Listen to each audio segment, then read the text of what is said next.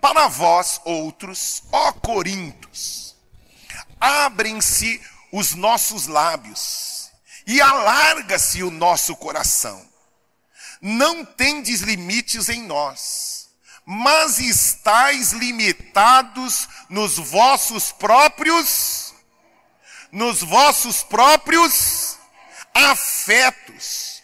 Ora, como justa retribuição, falo-vos como a filhos, dilatai-vos também vós. Vamos agora dar uma remoída aqui nesse texto. Está lá, Paulo está falando com a igreja de Corinto. Que tipo de igreja era a igreja de Corinto? Um monte de briga, de divisão, de meninice, de separações entre eles, de partidarismos, de impurezas. Essa era a igreja de Corinto, tinha tudo isso lá. Aquilo que muitas vezes tem na igreja, na nossa casa, na nossa família. Aquele que acha que está certo, aquele que faz coisa errada, que fala uma coisa e faz outra, que briga por qualquer coisa, que discute por qualquer coisa. Você tem gente assim na sua família? Existe isso na igreja, existe isso na sua família, existe na empresa, existe na nação, existe.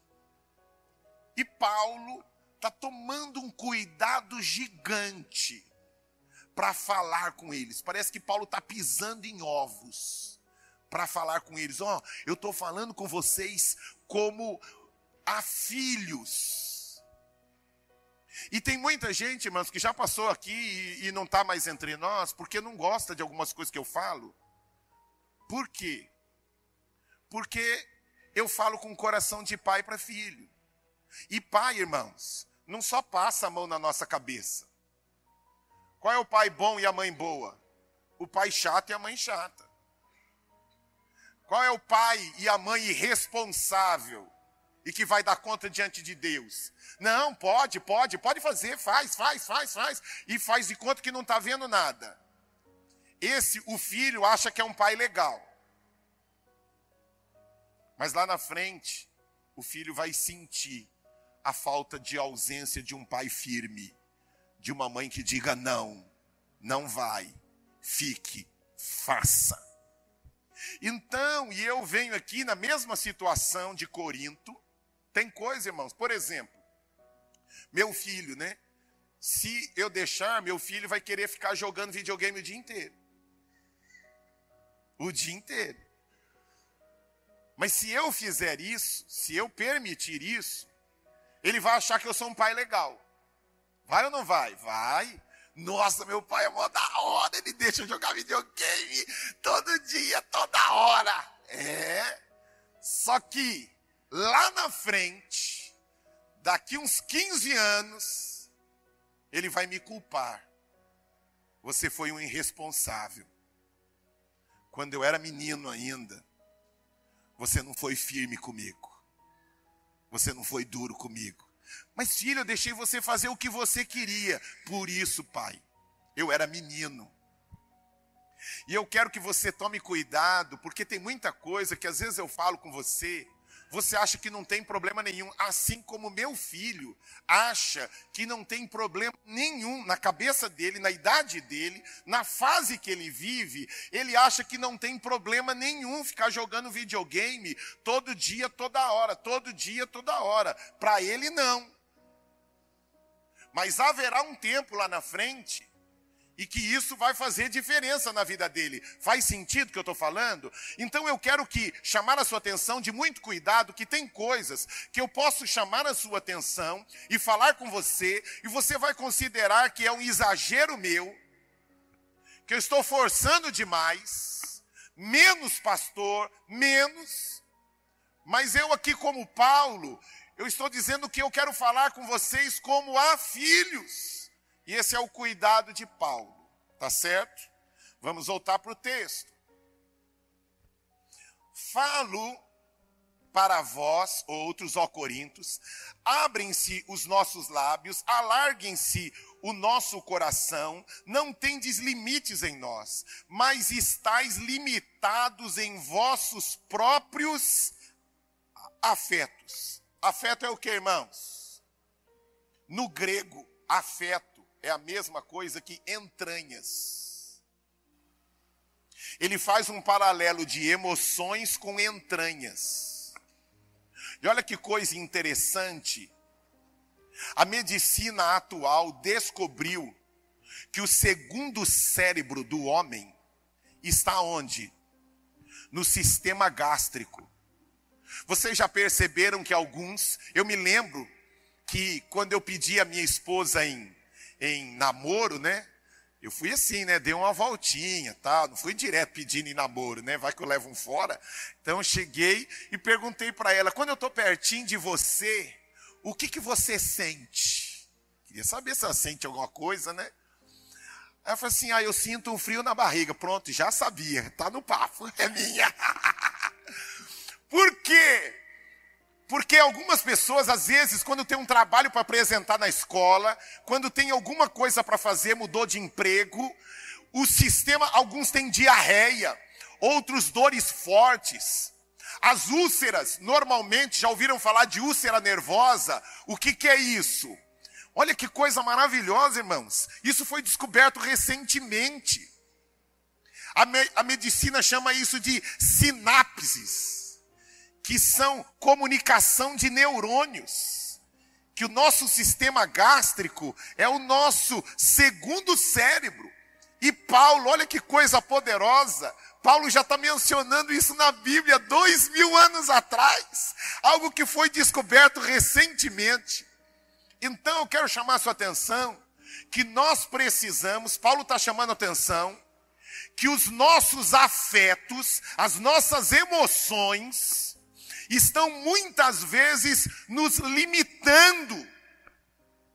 E aonde eu insisto aqui, alguns de nós, por causa de medo, por causa de angústia, de tristeza, de insegurança, acabamos muitas vezes sendo escravizados disso, e por causa disso não tomamos decisões, não agimos, não vamos, não voltamos, não assumimos posições, porque nós estamos sendo escravizados por nossas emoções. E aí eu queria aqui continuar trabalhando nisso. Eu queria que você abrisse sua Bíblia em 1 Tessalonicenses,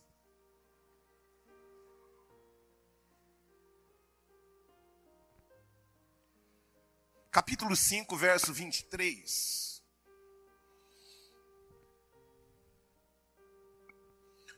Paulo chama atenção, enquanto você abre aí, né, no texto de Tessalonicenses, que eu e você precisamos dilatar. Dilatar é abrir o coração, resolver isso, não é deixar passar. Eu me acostumei, eu sou triste mesmo, eu sou irritado mesmo, eu vivo tendo medo mesmo. Não, eu e você precisamos ser curados no espírito, alma e corpo, que é a constituição do homem. Repita comigo, o homem é constituído de espírito, alma e corpo. Não quero entrar em discussão aqui, tem uma linha que é chamada de os tricotomistas e os dicotomistas. Dicotomistas são aqueles que juntam espírito e alma. Tricotomistas são aqueles que dividem espírito, alma e corpo. Fecha parênteses só para explicar um pouquinho aqui. Mas nós vamos seguir literalmente o que está escrito no texto, tá certo? Vamos lá, para o que está escrito no texto, que divide em 3 partes o homem, espírito, alma e corpo. Quem achou lá, diga eu achei. Vamos lá. 1 Tessalonicenses capítulo 5, verso 23 diz: o mesmo Deus de paz vos santifique em tudo, e o vosso espírito e sejam o quê? Conservados íntegros. E o que mais? Irrepreensíveis na vinda do Senhor Jesus. Repita comigo assim: meu Deus quer que eu tenha plenitude de saúde no Espírito. O que é o Espírito? É o que nos liga a Deus. Quando nós não cremos em Deus, quando nós estamos distantes de Deus, o nosso espírito está morto. Quando nós passamos a crer no Senhor Jesus e amar a Deus, o nosso espírito que estava morto, ele recebe vida, espírito. Alma, o que é alma? Nosso psique, é o nosso eu. É o nosso, a Bíblia menciona muitas vezes de velho homem. Também fala de novo homem. Essa é a nossa alma. Alguns chamam do nosso próprio ser. Deus quer curar a nossa alma. Certo? Tá com gente, tem gente que está com medo de eu cair. Não vou cair, não. Se eu tropeçar, algum irmão me levanta aí, né? Vamos lá. Espírito, alma e o corpo. Deus se preocupa com o nosso corpo? Se preocupa. Quer ver? Abra o texto lá de 1 Coríntios 6:20. Olha como Deus também se preocupa. Embora nós vamos falar hoje da alma, mas olha como Deus se preocupa com o nosso corpo.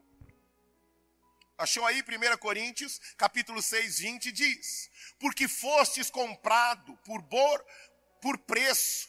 Agora, pois, glorificai a Deus no vosso. Glorificai a Deus no vosso. Diga assim: Deus quer que o meu corpo glorifique a Ele. Então, tudo que você faz, muito cuidado aonde você vai com seu corpício. Cuidado com fotinho que você posta no Facebook, no Instagram. Porque a Bíblia diz que o seu corpo não é para ser cobiçado. O que eu tenho de bom é para mostrar. Mostrando um biquinho, né? Mostrando os glúteos aí. Deixa eu dizer uma coisa. Deus quer que através do seu corpo Ele seja glorificado. É o que está escrito aí. É o que está escrito aí. Nós precisamos ensinar as nossas filhas.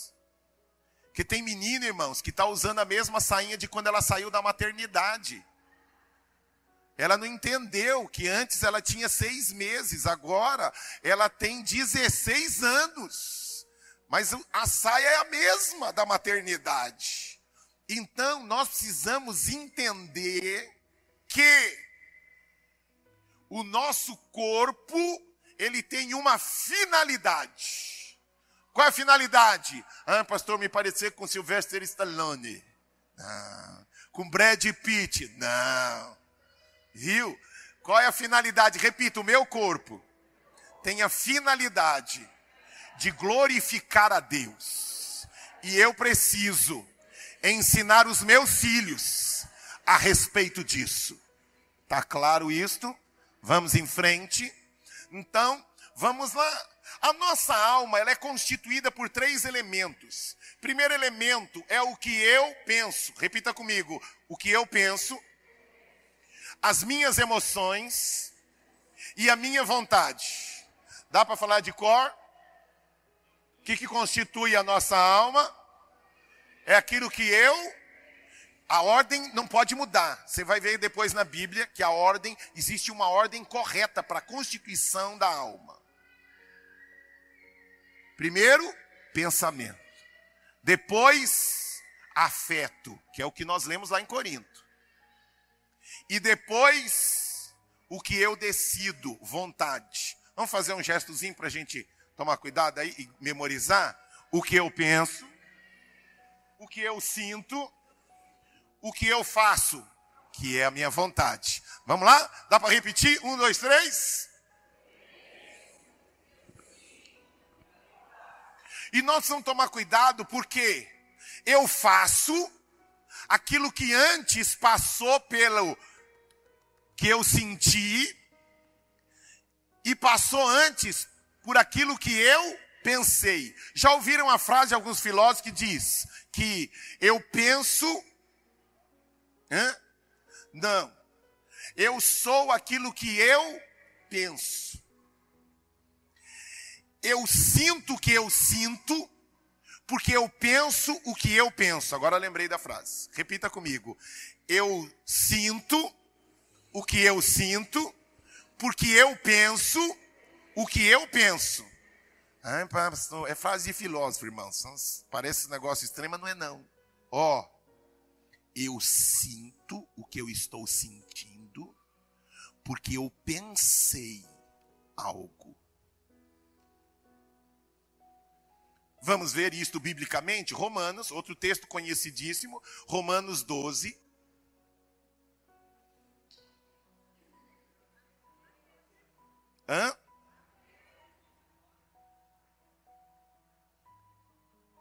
Dá para pular, mas vamos ler Mateus também, acho que é importante. Vai cooperar para a gente tomar cuidado com a alma. Vamos lá. Abre lá em Mateus, capítulo 24, 22. Não tivestes aqueles dias sido abreviados, ninguém seria salvo, mas por causa dos escolhidos, tais dias são abreviados. O que eu estou querendo quando eu coloquei esse texto aqui, me lembrar? Olha, falando de emoções, irmãos. Alguns aqui já ouviram Augusto Cury, que tem dado palestra aí no Brasil e no mundo inteiro. Ele bate em uma tecla, que alguns discordam, outros não. Eu fico no meio do caminho, eu nem concordo 100%, mas eu também não discordo 100%. Mas o Augusto Cury, ele diz algo interessante. Ele diz que hoje, uma criança de 10 a 12 anos tem na sua cabeça, na sua mente, mais informações que um senador na época do Império Romano. Alguém já ouviu essa frase de Augusto Cury? Né? Os professores, pedagogos aí ouviram muito isso. Augusto Cury ensina isso e muito, que ele fala que hoje, o que uma criança de 10 a 12 anos tem de informação na cabeça, nem um senador romano tinha na época do Império. Por que eu acredito nisso? E ele trabalha o quanto que as emoções hoje estão sendo bombardeadas, a mente do ser humano, e por isso a doença do século hoje é a depressão. Porque é um excesso de informações tão grande, que a cabeça, que eu mencionei, além do cérebro, o sistema gástrico, começa a ser afetado completamente. Irmãos, suicídio era coisa de gente velha, de grande. É o cara que não tinha dinheiro para pagar as contas. É o cara que estava devendo para a agiota. Hoje nós estamos vendo crianças de 12 anos cometendo suicídio. Por isso que eu não nego totalmente, eu não discordo totalmente. Hoje nós temos meninas com 12 anos que já estão grávidas ou que já passaram por aborto, já cometeram aborto com 12 anos.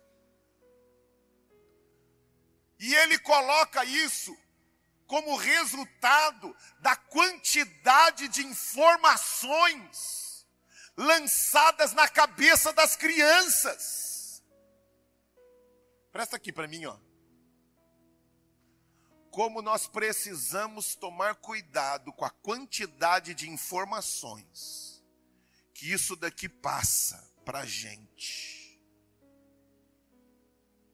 Como nós precisamos tomar cuidado. O problema, volto a dizer, o problema não é ter tristeza.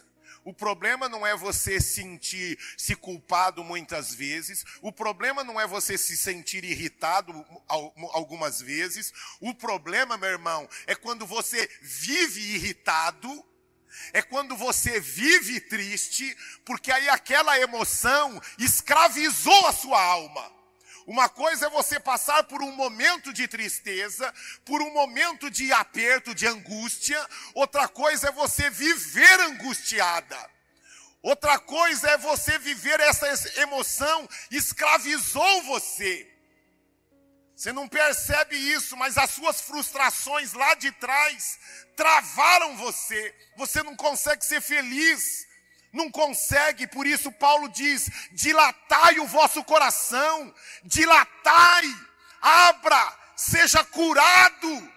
Mas tem gente, irmãos, que fica alimentando ainda mais, como o cão vira-lata, como o cão sarnento, que fica lambendo as suas feridas. E a gente precisa tomar cuidado, olhar para dentro da gente e verificar o quanto de emoção, o quanto que nós temos guardado dentro de nós e que nos prejudicam. Eu volto, olha o que o texto de Mateus aí, que eu tinha pulado, diz.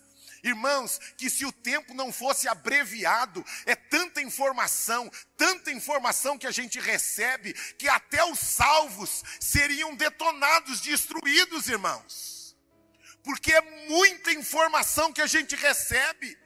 Você liga a televisão, é desgraça em cima de desgraça. Dependendo do que você assiste, dependendo daquilo que você ouve, você acordou animado, feliz, empolgado. Aí quando você liga lá e ainda o nome do abençoado do jornal é Bom Dia Brasil, Bom Dia São Paulo, Bom Dia. Só que quando você começa a assistir, se de bom não tem nada. Porque é tanta desgraça que você já sai, né, seu Celso, desejando, nossa, não vai dar, aumentou o desemprego, a bolsa caiu, e o que morre, tem gente que tem medo de sair de casa.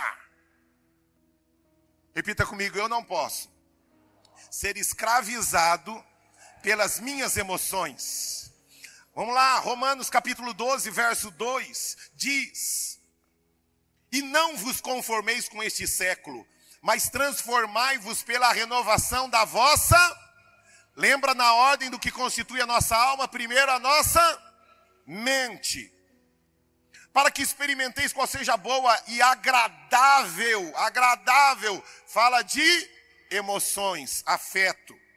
E a perfeita vontade de Deus, decisões. Nesse texto nós temos as 3 constituições da alma: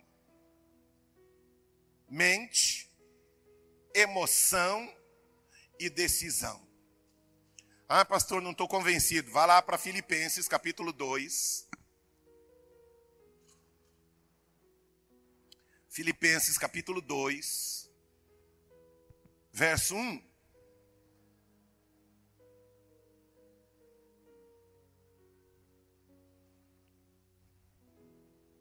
Se há, pois, alguma exortação em Cristo, alguma consolação de amor, alguma comunhão de espírito, e se há entranhados afetos e misericórdias, completai a minha alegria, de modo que penseis a mesma coisa. Primeiro, mente, pensamento. Tenhais o mesmo amor, sejais unidos de alma, tendo o mesmo sentimento. Quem está lendo aí na versão atualizada. O mesmo sentimento. Este espírito aí está no sentido de sentimento. Nada façais por partidarismo, vontade, atitude de novo, ou vanglória, mas por humildade, considerando cada um os outros superiores a si mesmo. Está falando novamente das 3 constituições da alma. Diga assim: eu penso, eu sinto e eu faço. Aí nós estamos falando agora, irmãos, da nossa mente. Vamos tomar um pouquinho de cuidado com a nossa mente? O que é que alimenta a nossa mente? Vamos lá, falando daqui, que a gente não quer a cura completa da alma. O que alimenta a nossa mente? Os nossos sentidos. Quais são os nossos sentidos? Vamos lá, lembrando da escola. Quais são os nossos sentidos? Visão, audição, olfato, paladar. Isto alimenta as nossas emoções, alimenta a nossa mente. Eu preciso, repita comigo, tomar cuidado com os meus sentidos. Como eu e você precisamos tomar cuidado com os nossos sentidos. Lembra de um cantiquinho quando a gente pequenininho? Cuidado, olhinho, o que olha, Cuidado, olhinho que olha, pois o Salvador do céu está olhando para você. Cuidado, olhinho que olha. Cuidado, ouvido que ouve. Cuidado, ouvido que ouve. Pois o Salvador do céu está olhando para você. Cuidado, olhinho que ouve. Irmãos, como eu e você precisamos tomar cuidado com aquilo que está alimentando a nossa mente. Porque nós somos aquilo que nós pensamos. E quando afetou o pensamento, nós sentimos aquilo que nós pensamos. Vamos entender aqui, ó. Para eu sentir, eu primeiro precisei passar por estes 5 ingredientes aí, ó. Mas em especial aquilo que eu vi e o que eu ouvi. Lembra, a fé vem pelo ouvir. Como eu e você precisamos tomar cuidado com o que a gente vê e com aquilo que a gente ouve. Porque isso vai afetar aquilo que a gente sente. Tem um próximo texto? Qual é o próximo agora? Qual, irmãos? Não, Romanos eu já li. João. Vamos lá, João. Cadê o João meu aqui? Olha lá. Assim também, agora vós tendes tristeza, mas outra vez vos verei. O vosso coração se alegrará e a vossa alegria, né, e a vossa alegria ninguém poderá tirar. O que Jesus está fazendo aqui com seus discípulos? O coração dele estava triste, mas ele estava falando algo que aquilo que ele ia falar, ouvindo, ia alterar aquilo que eles estavam sentindo. Próximo texto, 2 Coríntios. Mas eu não li o 22? Então eu não imprimi aqui e meus olhos, eu estou sem óculos. Tá bom, vamos para o 2 Coríntios capítulo 10, para ganhar tempo aqui. 2 Coríntios capítulo 10, de verso 3 a 6. Quem achou, diga eu achei. Então vamos lá. Porque embora andando na carne, não limitamos segundo a carne, porque as armas da nossa milícia não são carnais, e sim poderosas em Deus para destruir fortalezas. Guarde essa palavra, fortaleza. Anulando nós sofismas e toda altivez que levante contra o conhecimento de Deus, e levando cativo todo pensamento ao quê? A obediência de Cristo, e estando prontos para punir toda a desobediência, uma vez completa a vossa submissão. A Bíblia está falando aqui que existem fortalezas. Repita comigo, a Bíblia diz que existem fortalezas que nos prendem. Vamos fazer um paralelo aqui de Canaã. Lembra lá? Caminhando eu vou para Canaã, caminhando eu vou para Canaã. Teologicamente essa música está errada. Por quê? Porque está fazendo um paralelo de Canaã com o céu. Repita comigo. Canaã não representa céu. Porque no céu não haverá inimigos. E em Canaã haviam muitos inimigos. Que Canaã na realidade é uma tipologia, ela é uma figura da nossa vida cristã. Viu? Entenda isso. Repita comigo assim, Canaã representa a minha vida cristã. Quando o povo entrou na terra de Canaã, a primeira coisa que eles tiveram que fazer, qual foi? Lutar contra a cidade de Jericó. E o que havia em Jericó?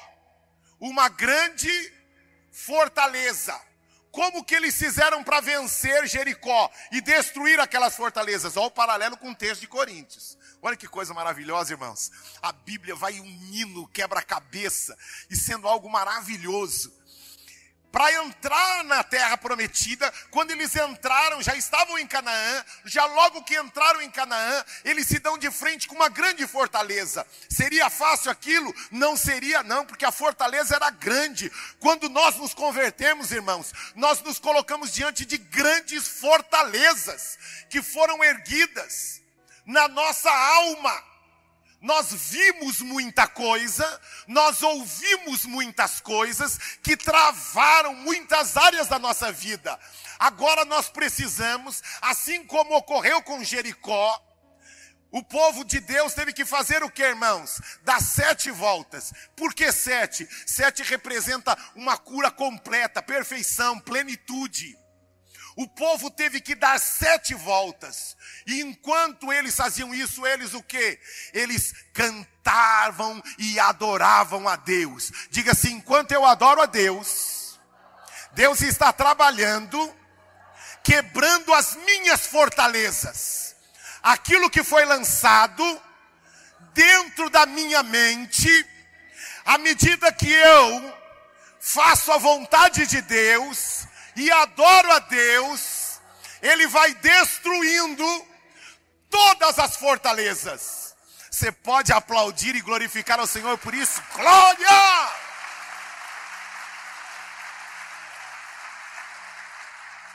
Irmão, ouça aqui. Deus quer que eu e você sejamos completamente livres.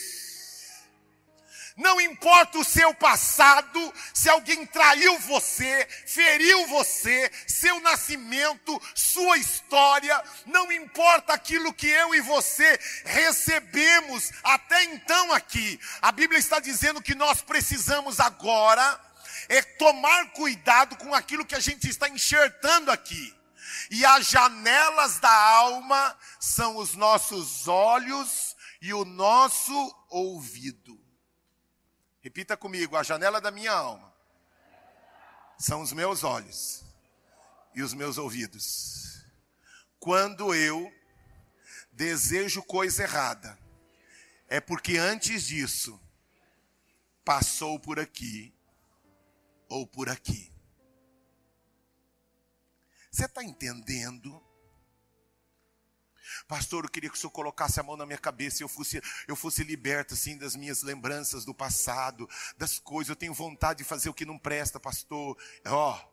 Quando chegou no nível da vontade, é porque primeiro passou aonde? Aqui. E depois passou para onde? Para cá. Como que a gente se livra daquilo que o diabo está tentando destruir? Eu e você com desânimo, com culpa, com acusações, com depressão, com irritação. A gente, o Espírito Santo quer tratar da vontade nossa. Mas para tratar da vontade, ele precisa passar primeiro aonde? Aqui. E depois que passou aqui, aí ele vem para onde? Para cá. Mudou aqui, muda aqui. Quando muda aqui, a consequência agora é o quê? É mudar o que eu tenho vontade de fazer. Irmãos, parece ser um negócio simples, mas não é. E tão importante. Repita comigo, tudo aquilo que eu tenho vontade de fazer, que não é bom, que não presta, tem uma origem. Primeiro veio aqui. Vamos fazer o gesto? Primeiro veio aqui, depois veio para cá, e depois veio para cá. E para mudar isso? Não adianta, meu irmão. Você começa a ficar olhando para aquela moça que estuda com você, que trabalha com você. Primeiro você está, cobiça dos olhos. Aí você se aproxima e aí você ouve a bichinha. Olhou e também agora ouviu. Além de olhar para ela, ouvir, ainda sentiu o perfume dela. Lembra o que nós falamos aqui? Dos sentidos? Você viu, você ouviu, sentiu o cheirinho, pegou na mão para dar a paz do Senhor, sentiu, agora está daqui indo para onde? Para cá. Repita comigo, eu sinto aquilo que eu pensei. Lembra por que Colossenses diz, fixai os seus olhos no céu, buscai as coisas que são de cima. Pensai nas coisas que são de cima. Sabe por que Jesus não tropeçou? Porque ele pensava na vontade do Pai. Ele dizia, a minha comida e a minha bebida é fazer a vontade do meu Pai. Ah, Senhor, arranca de mim essa vontade de fazer coisa errada. Arranca de mim esse desejo de fazer coisa errada. Para fazer isso, precisa passar por um princípio de substituição. Você precisa colocar uma outra coisa aqui, para que essa outra coisa, o que é essa outra coisa aqui, irmãos? Lâmpada para os meus pés é a tua palavra, Senhor, e luz para os meus caminhos.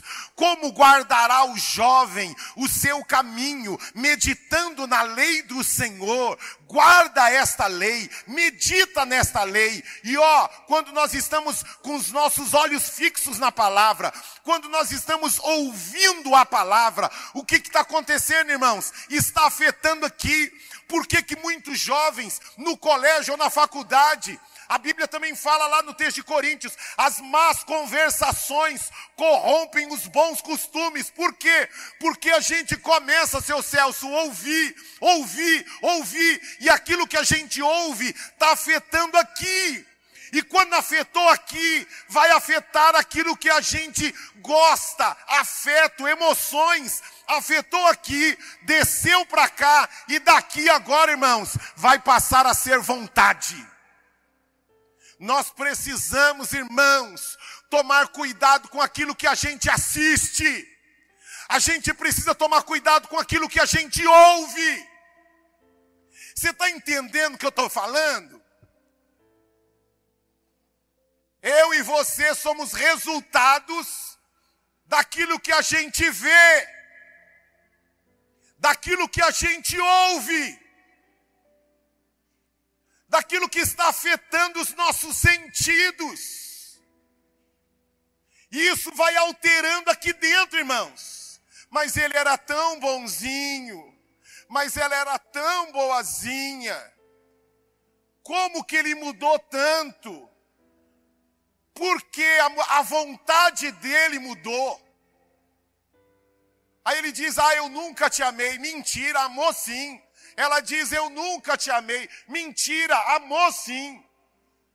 Mas acontece que ela, ou ele, fixou os olhos em alguma coisa.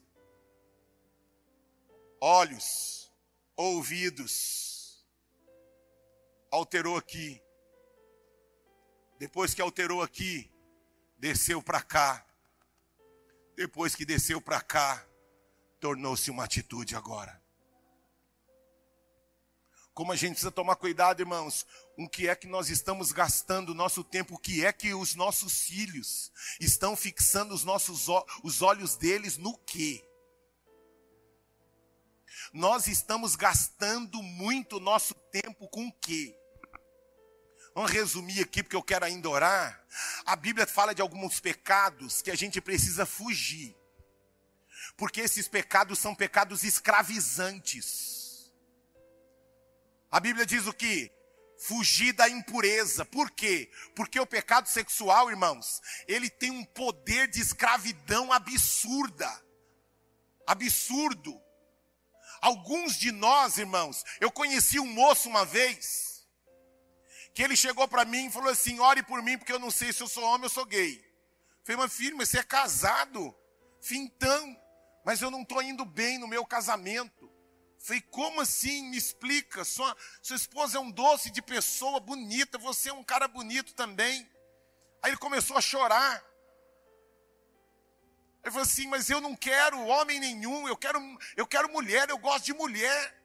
Mas eu acho que eu nasci para ser homossexual. Eu nasci para ser gay. Eu falei, mas como nasceu para ser gay? Você está casado? Você não gosta da sua esposa? Eu falei, eu gosto, mas eu acho que eu nasci para ser gay. Aí eu falei, alguma coisa tem aí. Me fale um pouquinho sobre a sua infância. Tá lá atrás. Olha o que ele falou para mim. Quando eu tinha 12 anos, meu pai me levou para uma zona de prostituição, chamou uma prostituta e disse assim, ensina o meu filho a ser homem. Eu com 12 anos, fiquei feliz da vida e fui para lá. Entrei no quarto, era uma loira bonita, muito bonita. Entramos no quarto.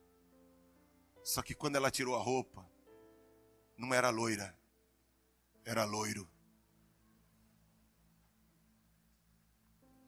E a minha primeira relação sexual da minha vida foi com um homem. E isso me atormenta, escravizou.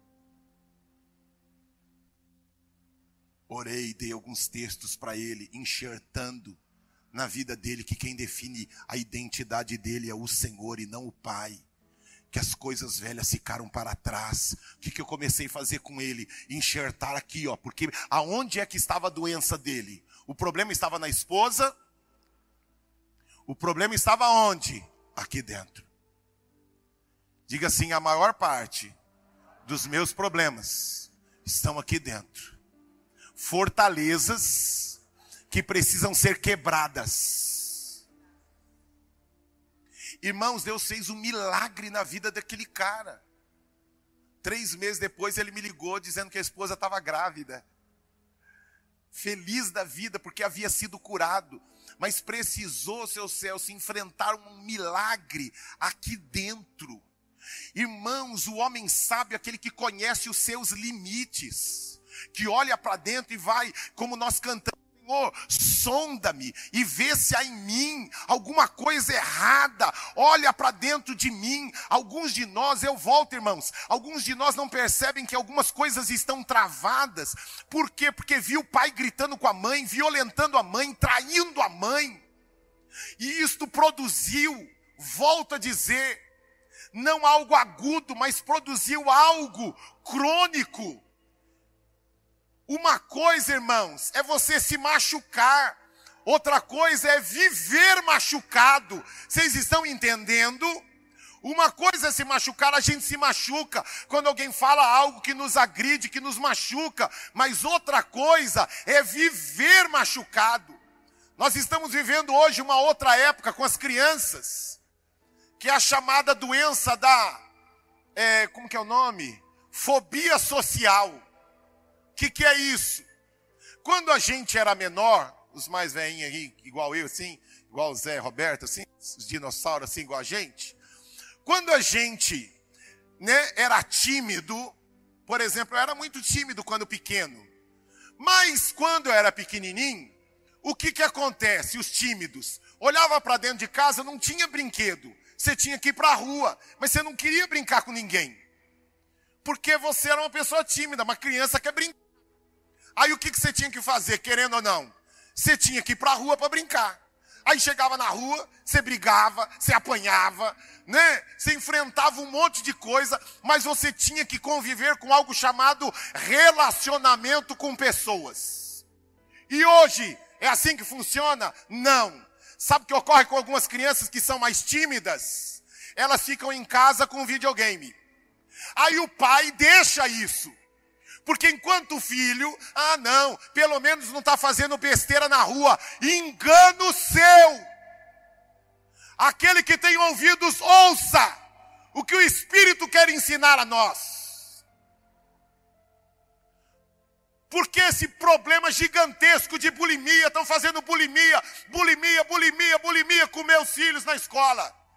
Todos nós sofremos antigamente bulimia. Isso não matava a gente, não levava a gente a entrar numa escola e matar as pessoas.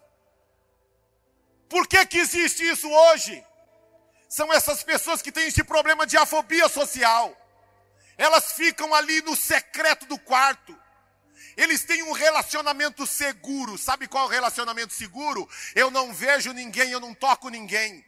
Eu decido com quem conviver. Mas antigamente não era assim, não. Você tinha que ir para a rua, brincar na rua. E na rua tinha tudo. Tinha o metido, tinha o folgado, tinha o brucutu, tinha o mole, tinha o durão. E você tinha que se relacionar com todo mundo. Você apanhava de um, tinha que fazer uma tropinha de amigo para quebrar a cara dele depois. E você aprendia a lidar e sobreviver. Mas sobrevivia se relacionando. Hoje, as pessoas não sabem se relacionar. Aí quando entram numa escola, chegam numa vida adulta, seu Celso. Aí como desde pequenininho, aí o pai, para facilitar, deixa o filho em casa só jogando videogame. Entenda aqui, viu, irmãos? Não vou acusar ninguém, que eu não sei por que seu filho está aqui dentro. Mas eu quero chamar a sua atenção. Ah, pai, eu não quero ir para a escolinha. Aí o que é mais fácil? Tá bom, fica aqui com o pai. O que você está dizendo para o seu filho? Lá realmente é difícil se relacionar com as pessoas que você não conhece. Fica aqui com o pai. Aí chega na escola, também não se relaciona com ninguém. Vai lá, cumpriu a obrigação e volta para casa. Sai para a rua para brincar? Não sai. Eu quero ficar com meu pai. Eu quero ficar com a minha mãe. Eu quero ficar com o meu videogame. Isso é fobia social. Não quer se relacionar com ninguém. Você acha que não tem problema nenhum. Tadinho, mas ele fica lá no quartinho, não machuca ninguém, não fere ninguém. Este é o problema, irmão. Porque ele não está aprendendo a lidar com gente que quer bater nele, que gosta dele, que não gosta dele. Aí a gente vai deixando isso, aí a criança cresce. Aí chega o momento dele ir para a escola, adulta, agora a faculdade. Ele, quando fala em faculdade, ele não quer ir para a faculdade, ele tem pavor de se relacionar, porque enquanto era pequeno, ficava no colo do pai e da mãe. Fica aqui, esses meninos da rua são assim mesmo, fica aqui, fica jogando em casa. Insisto, irmãos, nossos avós não tiveram esse tipo de problema. É um problema atual, que nós estamos criando verdadeiros monstros.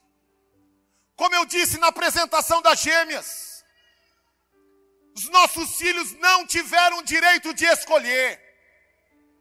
Alguns de nós aqui, irmãos, aqui, que está aqui, estão treinando suicidas. Estão treinando terroristas. Discutem com a esposa na frente dos filhos. Gritam com o marido na frente dos filhos. Ofendem a esposa e o marido na frente dos filhos. Tranca os filhos no quarto e deixa lá. Assiste o que você quiser, mas me deixa em paz. Não quer ir para a escolinha? Vai lá.